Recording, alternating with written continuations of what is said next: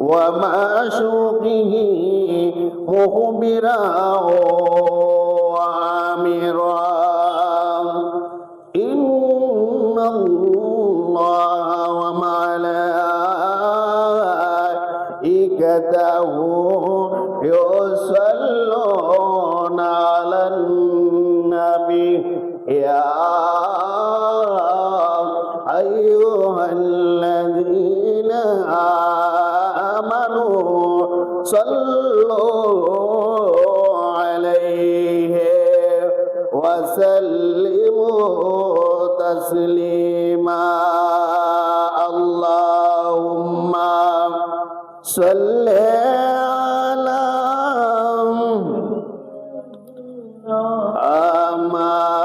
مولانا محمد وعلى آل سيدنا مولانا اللهم صل على سيدنا مولانا محمد وعلى آل سيدنا مولانا لا إله لا إله لا الله لا إله لا الله لا إله لا الله لا إله لا الله لا إله لا الله لا إله على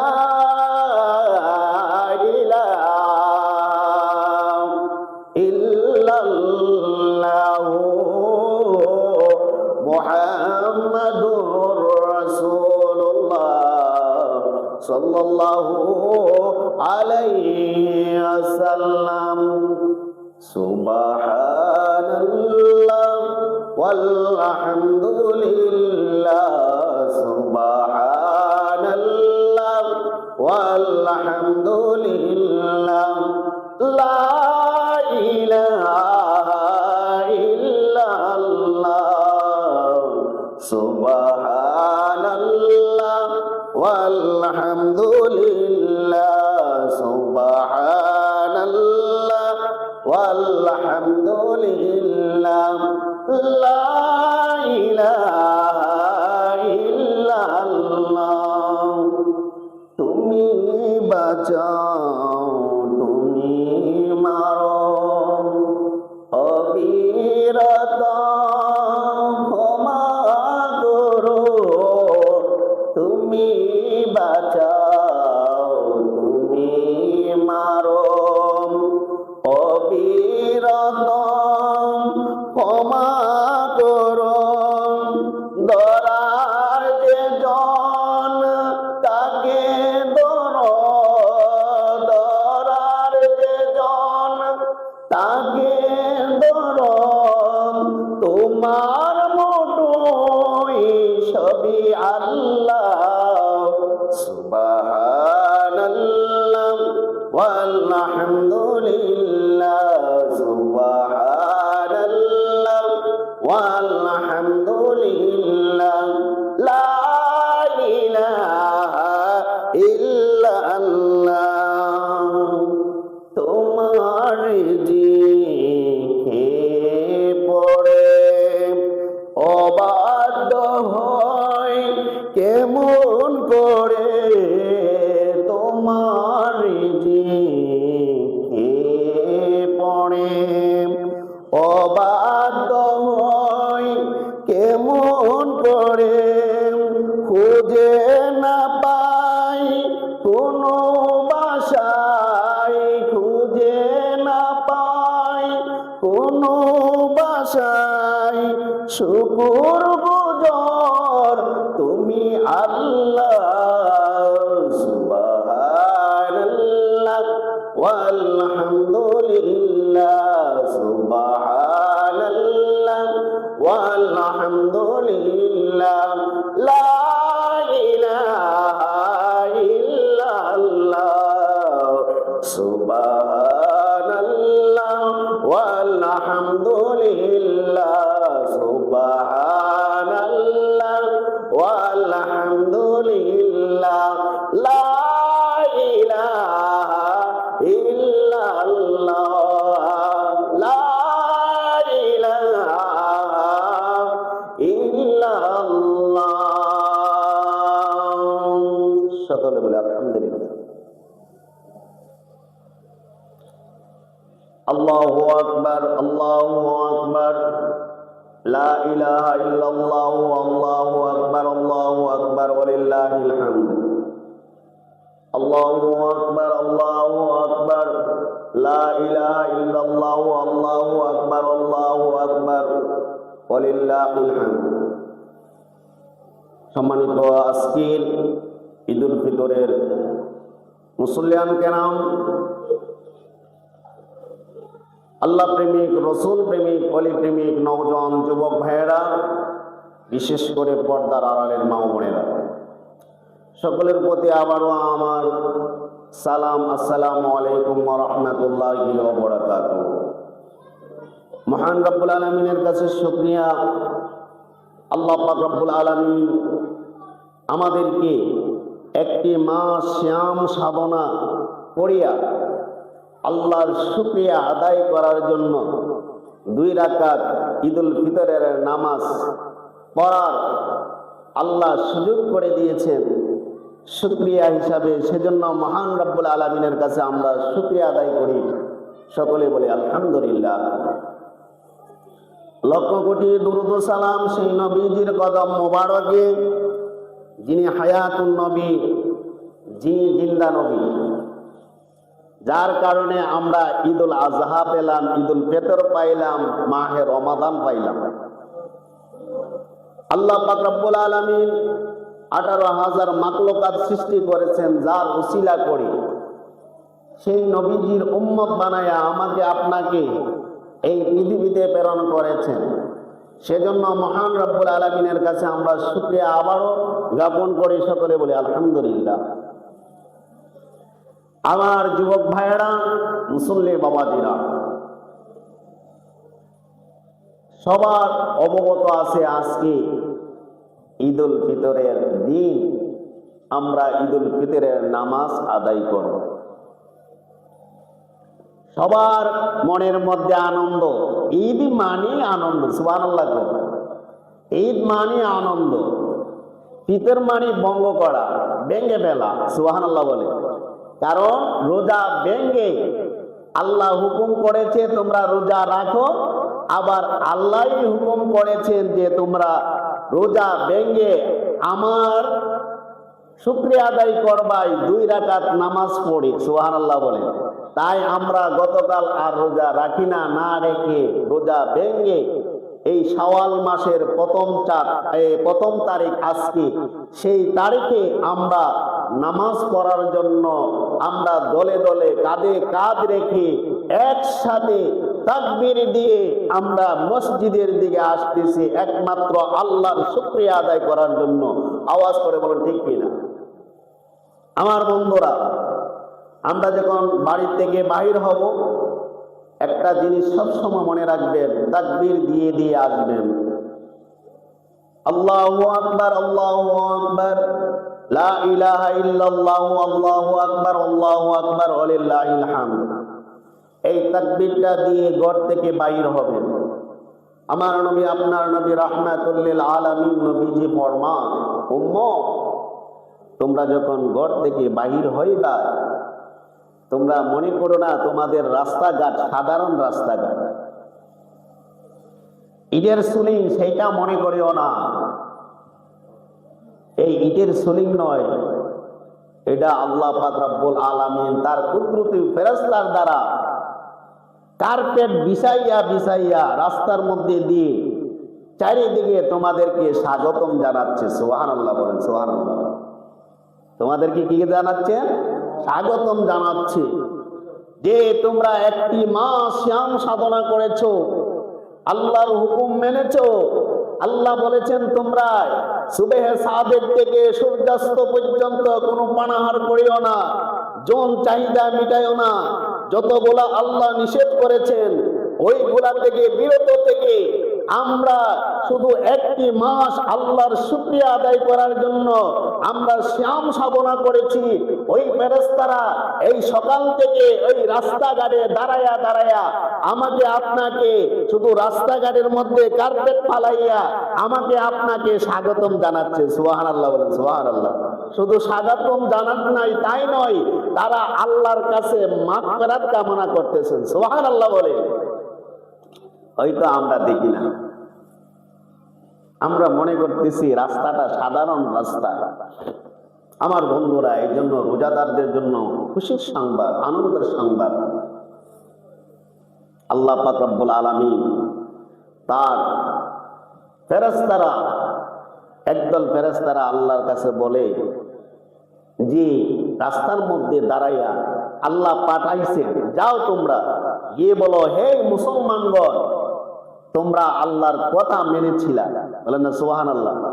তারা আয়েশা বলে, ও মুসলমানগণ, তোমরা কি করো? তোমরা আল্লাহর কথা মেনেছিলা। আল্লাহ বলেছিল যে তোমরা খানা খাও না, তোমরা খানা খাও নাই, শ্যাম সাধনা করেছো কতটুকু পর্যন্ত? সুবহে সাদেক থেকে সূর্যাস্ত পর্যন্ত। কয়দিন? এক মাস। সুবহানাল্লাহ বলে, কয়দিন? এক মাস। শুধু তাই নয়, ওই ফেরেশতারা বলে তোমরা আল্লাহরও খাওয়াইছিলা। সুবহানাল্লাহ বলে, আল্লাহরও কি খাওয়াইছিলা। এখন বলতে পারেন, হুজুর আল্লাহরে কি খাওয়ানো যায়? আল্লাহরে কি খাওয়ানো যায়? আমার বন্ধুরা, মুফাসসিরে কেরাম এখানের মধ্যে বলছেন যে আল্লাহরে খাওয়ানো বলতে তোমরা গরিব মিসকিনকে খাওয়াইছিলা। সুবহানাল্লাহ। ওই দিনে তোমরা গরিব মিসকিনকে খাওয়াইছিলা, আর গরিব মিসকিনকে খাওয়ানোর ফলে আল্লাহকে খাওয়ানো হয়ে যায়। সুবহানাল্লাহ বলে, তোমরা ওই দিন আল্লাহকে খাওয়াইছিলা, অর্থাৎ গরিব মিসকিনকে খাওয়াইছিলা। তোমরা নিজে না খেয়ে অন্যদেরকে খাওয়াইছিলা। চলো তোমাদের জন্য সুসংবাদ। সুবহানাল্লাহ বলে, নামাজ পড়তেছি আমরা, নামাজ শেষ, আরেক দল ফেরেশতা আল্লাহর কাছে বলে, আল্লাহ তোমার বান্দারা তোমার শুকরিয়া আদায় করে 2 রাকাত নামাজ পড়েছে। সুবহানাল্লাহ বলে, 2 রাকাত নামাজ পড়েছে, আল্লাহ তুমি তাদেরকে মাফ করে দাও। সুবহানাল্লাহ বলতেন না? আল্লাহ বলেন, ও ফেরেশতারা, তুমি যখন বলছো, তোমরা যখন বলছো, তোমাদেরকে তো আমি সাক্ষী রেখেছি। কি রেখেছি? সাক্ষী রেখেছি। হাসরের ময়দান যখন কায়েম করব, আমি আল্লাহ নিজে বলেছি, আস-সাওমু লি ওয়া আনা আজিজি বিহি, আমি আল্লাহ এর প্রতিদান দেব। তোমাদেরকে সাক্ষী রেখেছি, তোমরা যখন বলতেছো আমি আল্লাহ আমার বান্দার জীবনের গুনাহ মাফ করে দিলাম। সুবহানাল্লাহ বলেন, সুবহানাল্লাহ। শুধু তাই নয় আমার বন্ধুরা, আল্লাহর কাছে যখন এই ফেরেশতাগুলা রোজাদারদের জন্য এভাবে এগুলা আরাধনা প্রার্থনা করতে থাকেন, আল্লাহ বলেন, ও ফেরেশতারা, আমি তোদের কথা শুনেছি, আমি তোদের কথা শুনিয়া আমার এই রোজাদারের জীবনের গুনাহ আমি আল্লাহ মাফ করে দিলাম। শুধু তাই নয়, মাসুম বাচ্চা যেভাবে পেট থেকে, মায়ের পেট থেকে বাহির হয়, যার কোনো গুনাহ থাকে না, আমার নবী, আপনার নবী রাহমাতুল লিল আলামিন নবীজি বলেন, নামাজ পড়ার ফলে সে যখন বাড়িতে চলে যায়, সে একজন মাসুম বাচ্চার মতো বাড়িতে চলে গেল। তার কোনো গুনাহ নাই, সে নিষ্পাপ। সুবহানাল্লাহ বলে, তার কোনো গুনাহ নাই। আমার বন্ধুরা, চারিদিকে ফেরেশতারা আমাকে আপনাকে স্বাগতম জানাচ্ছে। তাদেরকে? রোজাদারদেরকে। আবার বেরোজগারদের জন্য না। আমার বন্ধুরা, রোজাদারদের জন্য আল্লাহ পাক রব্বুল আলামিন তার রহমতের ফেরেশতারা ফজরের পর থেকে তাদের জন্য মাগফিরাত কামনা করতেছে। মসজিদের আশেপাশে রাস্তাঘাটে আমার নবী, আপনার নবী রাহমাতুল লিল আলামিন নবীজি বলেন, উম্মত উম্মত রে উম্মত, ও দুনিয়ার মানুষ, আসলে আমরা তো মসজিদে নামাজ পড়ি, ঠিক কিনা? আমরা মসজিদে নামাজ পড়ি, কিন্তু ঈদুল ফিতরের নামাজের বিধান হলো খোলা আকাশের নিচে নামাজ পড়া। আল্লাহু আকবার বলেন। খোলা আকাশের নিচে নামাজ পড়া। আমার নবী, আপনার নবী রাহমাতুল লিল আলামিন নবীজি তিনি যখন নামাজ পড়তেন তার সাহাবাদেরকে নিয়ে এভাবে মসজিদের মধ্যে নামাজ পড়তেন নাই। ও বন্ধুরা, খোলা আকাশের নিচে নামাজ পড়তেন। ও বন্ধুরা, আমার নবী বলতেন, উম্মত, ও উম্মত উম্মত, তোরা এক রাস্তায় দিয়ে ঈদুল ফিতরের ঈদগার মধ্যে যাইবি, আরেক রাস্তায় দিয়ে ঈদুল ফিতরের নামাজ পড়া বাড়ির দিকে রওনা দিবি। আল্লাহু আকবার বলে। সাহাবীরা ডাক দিয়ে বলেন, ইয়া রাসূলুল্লাহ, নবী গো, ও মায়ার নবীজি, আমরা কেন এক রাস্তায় দিয়ে প্রবেশ করব, আরেক রাস্তায় দিয়ে কেন বাইর হব অন্য রাস্তায় দিয়ে? নবী ফরমান, ও আমার সাহাবীরাই, কেন বলেছি জানি? তোমরা যখন এক রাস্তায় দিয়ে প্রবেশ করবাই, এই রাস্তার মধ্যে আল্লাহর রহমতের ফেরেশতারা দাঁড়াইয়া থাকেন। শুধু দাঁড়াই থাকেন নাই, তোমাদের জন্য মাগফিরাত কামনা করেন। সুবহানাল্লাহ। তোমাদের জন্য ওই রহমতের ফেরেশতারা মাগফিরাত কামনা করেন। আবার যখন নামাজ পড়িয়া তুমি যখন অন্য রাস্তায় যাইবা, অন্য রাস্তায় তোমাদের জন্য ওই ফেরেশতারা দাঁড়ায় থাকে। আল্লাহর কাছে ডাক দিয়ে বলে না, ওগো আল্লাহ, তোমার বান্দারা একটা মাস শ্যাম সাধনা করেছে, একটা মাস শ্যাম সাধনা করিয়ায় ঈদুল ফিতরের নামাজ আদায় করিয়ায়, তোমার শুকরিয়ার নামাজ আদায় করিয়ায় অন্য রাস্তা দিয়ে যাচ্ছে, আমরাও সাক্ষী। ওগো আল্লাহ, তোমার এই বান্দাদেরকে তুমি জীবনের গুনাহ মাফ করিয়া দাও, মাফ করে দাও। আল্লাহর সাথে সাথে ওই বান্দার জীবনের গুনাহ মাফ করিয়া দেন। আমার জীবন, আমার মরণ, আমার জিন্দেগি, আমার জীবন, আমার মরণ, আমার জিন্দেগি, ইয়া এলাহি, ইয়া এলাহি, কবুল করেন আমার বন্দেগি, আমার জীবন, আমার মরণ, আমার জিন্দেগি। বলেন না, আমার জীবন, আমার মরণ, আমার জিন্দেগি, ইয়া এলাহি, ইয়া এলাহি, কবুল করেন আমার বন্দেগি, আমার জীবন, আমার মরণ, আমার জিন্দেগি। আল্লাহু আকবার। বন্ধুরা, আমাদের জীবন, আমাদের মরণ সবকিছু আল্লাহ কবুল করতে হবে। এমনও মানুষ আছে আজকে এই মসজিদে আসবে অথবা ঈদগার মধ্যে যাবে, ঈদগার আগে আজরাইল আইসা ওর বাড়িতে দাঁড়ায় রয়েছে। আল্লাহু আকবার বলেন, ঠিক কিনা?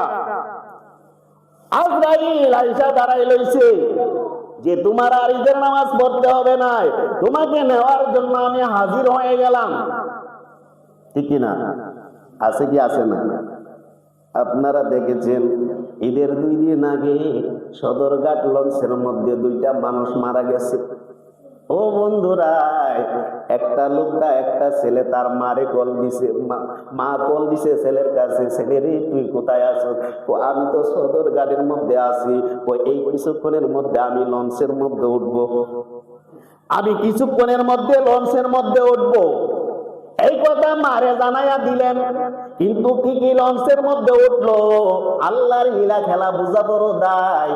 মারে এত সুন্দর করে দিল, মা গো মা, আমি লঞ্চের মধ্যে উঠতেছি, কিন্তু সে জানে না তার এই মুহূর্তে মৃত্যু হবে। সে জানে না তার মার সাথে আর দেখা হবে না, এরকম সে জানে না। সে জানে না এই মুহূর্তে তার মৃত্যু হবে।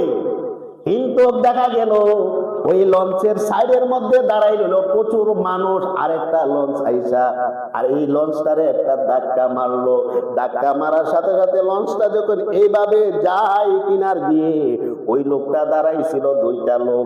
একটা লোক ওই লঞ্চের চাপা লাগিয়া সাথে সাথে মারা গেল, আর আরেকটা লোক লঞ্চের বাড়ি খাইয়া নদীর কিনারে পইরা মারা গেছে। ওই দুইটা লোক জানতো না আমার জীবনের শেষ এই মুহূর্ত, ঠিক কিনা? মাও জানতো না আমার ছেলে এই মুহূর্তের জীবনের শেষ, আমার কথা হয়েছে। কিন্তু আমার ছেলে তো আমার জানাইছে আমি লঞ্চে আছি। মা গো মা, কিছুক্ষণের মধ্যে লঞ্চে উঠছি। আবার হঠাৎ করে সময়ের মধ্যে চলে গেল মার কাছে সংবাদ, ছেলে মারা গেছে, ছেলে মারা গেছে। ওই ছেলেটা মারা গেছে। এখন বুঝেন মার কলিজাটা কি করবে? সবার আগে জানে কে? সবার আগে জানে একমাত্র আমার আপনার মা। আপনি যখন বিপদে পড়বেন মনে রাখবেন আপনার খবর সবচেয়ে আগে জানে কে? মা। মা আগে জানে। ছেলে যখন অসহায় হয়ে যায়, ছেলে যখন বিপদে পড়ে যায়, তখন সবার আগে মা জানে। আমার বন্ধুরা, এই জন্য বলি আজরাইল কার যেন আজকের জীবনের নামাজ শেষ হয়ে আজরাইল আমার আপনার জন্য বাড়ির মধ্যে অপেক্ষা করতেছে বা রাস্তাঘাটে অপেক্ষা করতেছে। এমনও লোক আছে আজকে রোড অ্যাক্সিডেন্ট করে মারা যাবে, এমনও লোক আছে ঈদগার মধ্যে আসতেছে, আসার সময় রোড অ্যাক্সিডেন্ট করে মারা যাবে। আছে কি আছে না?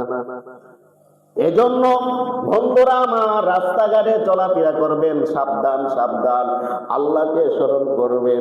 আল্লাহকে যখন স্মরণ করবেন, আল্লাহ বলেন বান্দার জামিনার জিম্মাদার আমি আল্লাহ নিয়ে গেলাম। আমরা তো রাস্তাঘাটে যখন চলাফেরা করি বন্ধুরা, আমাদের মনের মধ্যে উতাল পাতাল মন থাকে। গাড়ি যখন চালায় আনন্দের সাথে বন্ধু বান্ধব নিয়ে স্পিডে ছাড়ি না, এভাবে ছাড়া যাবে না। কোন সময় আপনার সামনে কোনো না কোনো একটা প্রাণী পড়ে যাবে, ওই প্রাণীটারে বাঁচাইতে গিয়ে আপনার মরণ অনিবার্য হয়ে যায়, ঠিক কিনা? ওই কিনা? এই জন্য রাস্তাঘাটে স্পিডে গাড়ি চালানো যাবে না। মনে রাখবেন আমার বন্ধুরা, খেয়াল রাখবেন আমার যুবকরা। আজকে দেখবেন যুবকরা বেশি অকালে মৃত্যু হচ্ছে, অকালে মৃত্যু হচ্ছে। কেন? রাস্তাঘাটে চলাফেরা করে বেপরা, সে নিজেও জানে না তার যে মৃত্যু হবে।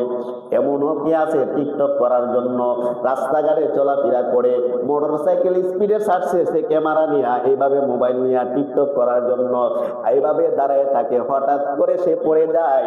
এমনও আছে নারীরাও পড়ে যায়। আজকে দেখবেন ঈদুল আজহা, ঈদুল ফিতরের নামাজের পর একদল যুবক সে কি নিয়ে বাহির হবে, বাইক নিয়ে বাহির হবে, বুট করে ডাকাইবে, আর একজন আরেকজনে আনন্দ করবে। যুবক রে যুবক, ঈদ বলতে ওই আনন্দ নয় রে যুবক, ওই আনন্দ নয়। ঈদ বলতে কাদের জন্য আনন্দ? আমার নবী, আপনার নবী রহমাতুল লিল আলামিন নবী জীবনের উম্মত, তাদের জন্য আনন্দ যাদের রোজাগুলা আল্লাহ কবুল করছেন। এই রোজাগুলা আল্লাহ কবুল করছেন, ইফতার সেহরি কবুল করছেন, তাদের জন্য আনন্দ। কিন্তু হযরত ওমর রাদিয়াল্লাহু তাআলা আনহু তিনি এই ঈদুল ফিতরের নামাজ পড়াই, তিনি নামাজের শেষে তিনি বাড়িতে চলে গেলেন। বাড়িতে চলে যাওয়ার ফলে হযরত আবু হুরায়রা রাদিয়াল্লাহু তাআলা আনহু তিনি দৌড়াইয়া চলে গেলেন ওই ওমর রাদিয়াল্লাহু তাআলা আনহুর বাড়িতে। ওমর রাদিয়াল্লাহু তাআলা আনহুর বাড়িতে যখন গেলেন, গিয়ে দেখলেন ওমর রাদিয়াল্লাহু তাআলা আনহুর বাড়ির দরজা লক লাগায়, কিন্তু আস্তে আস্তে এভাবে টুকটক শব্দ দিলেন, আবু হুরায়রা কিন্তু দেখা গেল দরজা খুলে না। ঘটনা কি? ওমর কেন আমার সাথে রাগ করছে নাকি? এইভাবে তিনি নিজেকে বোঝাইতেছেন। না না না, শেষ পর্যন্ত জানেননি এই কান দিয়ে হযরত আবু হুরায়রার কান দিয়ে দরজাটা এইভাবে লাগাইলেন। লাগানোর সাথে সাথে দেখতে পাইলেন কান্নার আওয়াজ কানের মধ্যে বাজতেছে। ঘটনা কি? ঘটনা কি? ঘটনা কি? আজকে তো আনন্দের দিন, আজকে তো ঈদের দিন। আমরা একটি মাস শ্যাম সাধনা করলাম, মুহূর্তের মধ্যে ঈদুল ফিতরের নামাজ আদায় করলো ওমর। কিন্তু আজকে ওমর রে দেখতাছি ঘরের মধ্যে দরজা লাগাইয়া কাঁদতেছে। ঘটনা কি? কান্দার তো আজকের দিন নয়, বরঞ্চ আজকের দিন হলো আনন্দের দিন। কে বলতেছেন জানেননি? হযরত আবু হুরায়রা ডাক দিয়ে বলেন, ওমর, ও ওমর, আমি আবু হুরায়রা আসলাম, তুমি দরজাটা খুলো। দরজাটায় ওমর রাদিয়াল্লাহু তাআলা আনহু তিনি খুললেন। হইলা যখন দাঁড়াইলেন হযরত আবু হুরায়রা রাদিয়াল্লাহু তাআলা আনহুর সামনে দাঁড়ানোর সাথে সাথে আবু হুরায়রা হযরত ওমর রাদিয়াল্লাহু তাআলা আনহুর চেহারার দিকে তাকাইলেন। তাকানোর ফলে দেখতে পাইলেন যে বাবা ভাইরা, ওমর রাদিয়াল্লাহু তাআলা আনহুর চোখের পানি হযরত ওমর রাদিয়াল্লাহু তাআলা আনহুর দাড়ির মধ্যে লেগে আছে। ডাক দিয়ে বলে, ওমর, ওমর, ও নবীর সাহাবী, আপনি এভাবে কেন কাঁদতেছেন? আপনি এভাবে কেন কাঁদতেছেন? আপনার চোখের পানি দাড়ি ভিজে গেল। ঘটনা কি? ঘটনা কি? আপনি আমাকে একটু অবগত করান। ওমর রাদিয়াল্লাহু তাআলা আনহুর এই কথা শুনিয়া আবু হুরায়রা আবার বললেন, ওমর, ও নবীর সাহাবী, এভাবে তো কান্না করতে নাই। আজকে তো আনন্দের দিন, আমরা আনন্দ করব। হযরত ওমর রাদিয়াল্লাহু তাআলা আনহু ডাক দিয়ে বললেন, ও আবু হুরায়রা, ঠিক কথা বলেছো, আজকে আনন্দের দিন। ঈদ মানে আনন্দ, ঈদ মানে খুশি, ঈদ মানে একে অপরে কোলাকুলি করায়, এই আবেগের সাথে কথা বলা, বাস্তব কথা সত্য। কিন্তু আমার জন্য তো আনন্দ নয়, আমার জন্য তো আনন্দ নয়। তো কেন কেন? দেখেন বাবা ভাইরা, একজন সার্টিফিকেট প্রাপ্ত, এই বেহেশতের সার্টিফিকেট প্রাপ্ত হযরত ওমর বলে, আমার জন্য আনন্দ নয়, আমার জন্য আনন্দ নয়, আমার জন্য আনন্দ নয়। কারণ কি? কারণ কি জানুনি? আমি যে একটি মাস শ্যাম সাধনা করলাম, এই শ্যাম সাধনা রোজা গোলা আল্লাহ কবুল করছিনি। আমি তো আর জানি না। আমি যে নামাজ পড়লাম, তারাবির নামাজ পড়লাম, তারাবির নামাজ আল্লাহ কবুল করছে কিনা তা তো আর জানি না। আমি সেহরি খাইলাম, সেহরি খাওয়ার ফলে সেহরি এইগুলা আল্লাহ কবুল করছে কিনা আমি তো তা জানি না। যদি না জানি এগুলা কবুল হয়েছে না যদি মনে হয়, তাহলে তো আমার জন্য আনন্দ নয়। ও যুবক, যুবক রে, আমি ওমরের জন্য আনন্দ নয়, আমি কাঁদতেছি, আল্লাহরে ডাইকা বলতেছি, আল্লাহ গো, আমার রোজাগুলা কবুল করো, আমার ইফতার গুলা কবুল করো, আমার সেহরি গুলা কবুল করো। যদি সেহরি কবুল না করো, ইফতার যদি কবুল না করো, রোজা যদি কবুল না করো, আমার জীবন ব্যর্থ, আমার জীবন ব্যর্থ। এত বড় একজন সাহাবী, যিনি জান্নাতের সার্টিফিকেট প্রাপ্ত সাহাবী, তিনি বলেন আমার জীবন ব্যর্থ, আমার রোজা যদি কবুল না হয়। তারা কেমন ভাবে চলাফেরা করছে রে যুবক? একদিনও মিথ্যা কথা বলে নাই, সদাই সর্বদাই সত্য কথা বলতো। ওমর একজন শাসক ছিলেন, তিনি এমন ভাবে দেশ পরিচালনা করতেন, যেভাবে বন্ধুরাই এমন ভাবে পরিচালনা করতেন, তিনি এই বিশ্বের যে ওই সময় অর্ধেক অর্ধেক অর্ধেক এই পৃথিবীর অর্ধেক শাসক ছিলেন হযরত ওমর রাদিয়াল্লাহু তাআলা আনহু। তিনি নিজের কাঁধে করে আটার বস্তা নিয়ে প্রত্যেকের বাড়ি বাড়ি নিয়ে পৌঁছাই দিতেন। সে ওমর বলে, আমি তো চিন্তায় আছি, আমার রোজা কবুল হয়েছে কিনা, আমি কিভাবে আনন্দ করব। ও আবু হুরায়রা, আমার জন্য আনন্দ নয়, আমার জন্য আনন্দ নয়। এখন বুঝেন, এত বড় সাহাবী হওয়ার ফলে রোজা রাখলেন, আনন্দ করতে পারতেছেন না। কারণ কি? তার রোজা আল্লাহ কবুল করছে কিনা। আল্লাহ যদি কবুল করতো তাহলে আনন্দ করতো, ঠিক কিনা? কিন্তু আমরা যে আনন্দ করি, ঈদের অর্থের যে আনন্দ করি, এ আনন্দ সে আনন্দ নয়। প্রেমিকারে নিয়ে রাস্তাঘাটে ঘোরাফেরা করতে, আনন্দ করতে, হ্যাঁ চলো না ঘুরিয়ে আসি। কোথায় যাব? আমরা এখন মার্কেটে যাব। না না, মার্কেটে যাব না, চলো না আমরা পার্কে যাব। আমরা পার্কে একের ওপরে হাত ধরে যাব। এটা হলো আধুনিক মডেলের যুগ। না নারী যুগ, এটা আধুনিক মডেলের যুগ নয়। এটার নাম মডেল নয়, এটার নাম মডেল নয়, এটার নাম হলো কুসংস্কার, এটার নাম হলো কুসংস্কার। আমার বন্ধুরা, আমাদের ঘরের মধ্যে বাপ বোনেরা আছে, সাবধান, সাবধান। আপনার আমার সকলের ঘরের বোন আছে, এই ধরনের যেন আনন্দ না করে। পরপুরুষের সাথে আনন্দ নাই, খেয়াল রাখবেন। আপনি এর দায়ী আপনি হবেন, আপনার ঘরের পরিবার কর্তা তিনি দায়ী হবে। এটার নাম আনন্দ নয়। চলো না ডার্লিং, কোথায় যাব? চা বাগানে যাব, একটু ঘুরে আসবো, একটু আনন্দ করব, কারণ ঈদ মানে আনন্দ। না না, ওয়াকারনা ফি বুয়ুতিকুন্না ওয়ালা তাবাররাজনা তাবাররুজাল জাহিলিয়াতিল উলা। জাহিলিয়ার মতো হইও না। জাহিলিয়ার মতো যদি হও তাহলে তোমরা ইফতিজিনের মধ্যে পড়বাই। বর্তমান নারীরা ইফতিজিনে পড়ছে কি পড়ছে না?